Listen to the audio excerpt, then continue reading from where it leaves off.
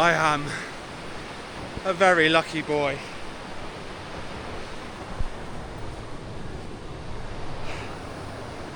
The clip is broken. I forgot to tip the camera to make sure that you guys could see the underfloor heating drain away. And I got very lucky. It literally landed on that tree. Just under the water. Oh, that was close. That was nearly a bad day.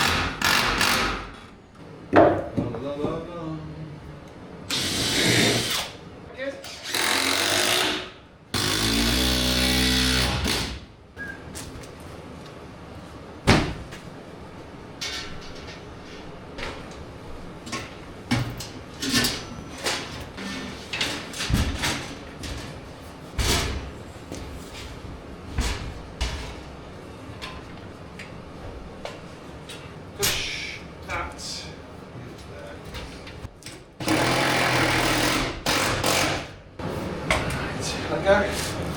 Thanks, mate.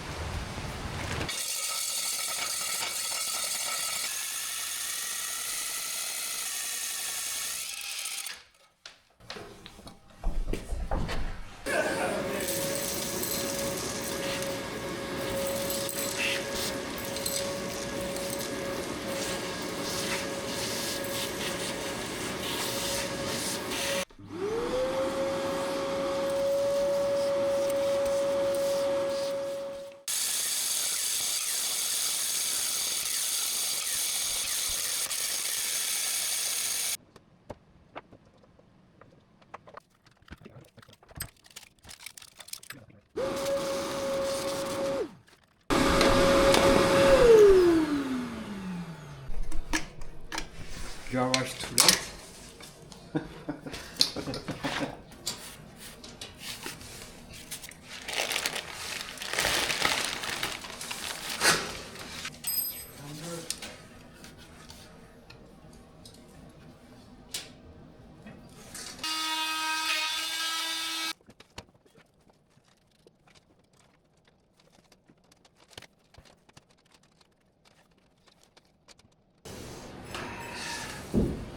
Dramas with it, bud? Yes. Oh. Yes.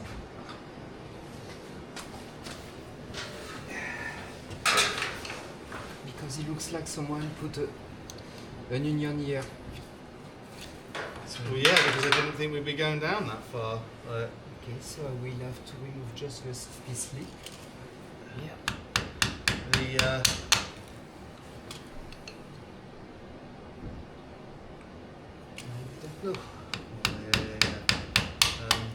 The it got smacked. He hit it with the Yeah. the digger. Didn't Pete noticed it happening, and we had to put he split the top and we had to put another piece on.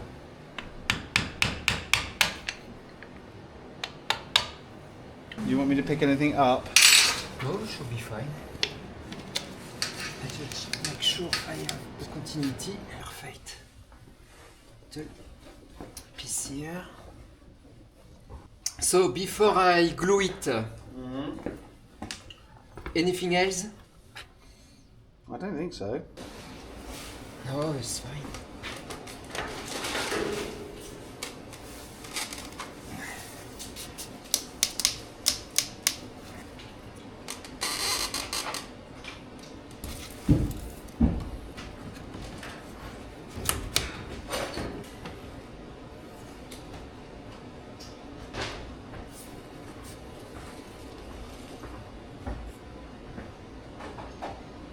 All those sheets are going to go in there, and then it's quite a complicated little corner in there. Yeah. So yes. Good work. Okay. Finished. How's it going? Yeah. You there? You managed to? Did you manage to download the stuff? Yeah. What was it?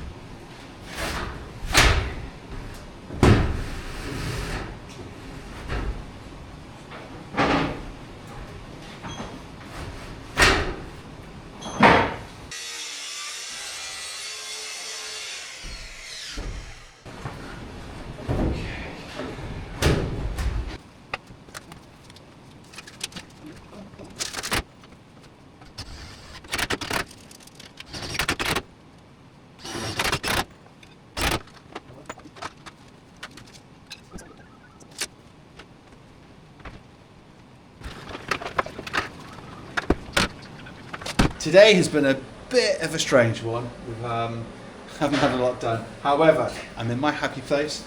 I am refitting and redoing all the pipe work for the underground heating. So, yes, the supply or the flow, the hot, they're all in, and now I'm about to do the return, the cold.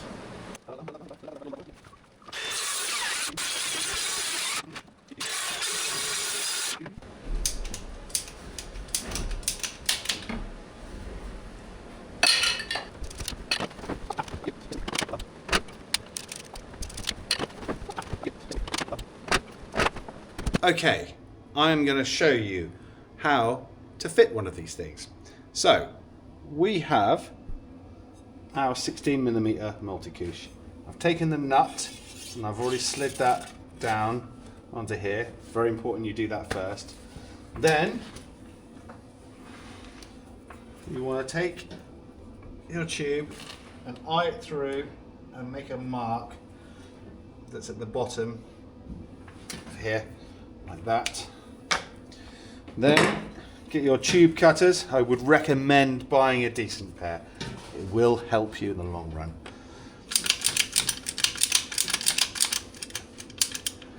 Get the blade on the mark, make your cut. Then you take your deburring tool, you put it in the multi-couche, give it a couple of turns. That essentially flares the end slightly and makes a little kind of cut all the way around. Then you take your olive and you put the olive on top like that.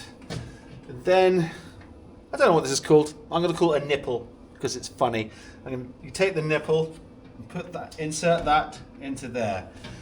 When it goes in very, very easily. If you don't deburr, you'll struggle to get it in. So it's very important that you deburr.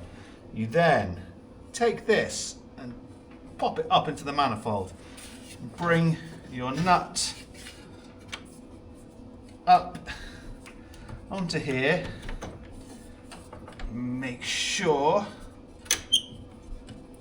that you don't double thread yourself.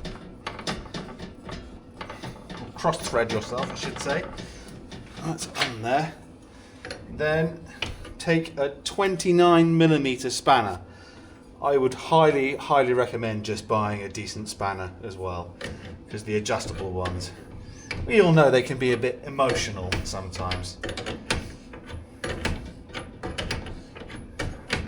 And then tighten that bad boy up.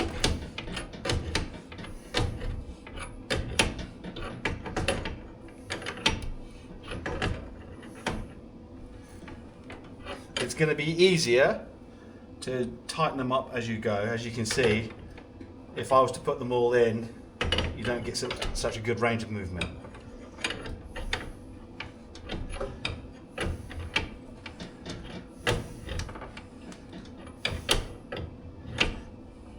There we go, right.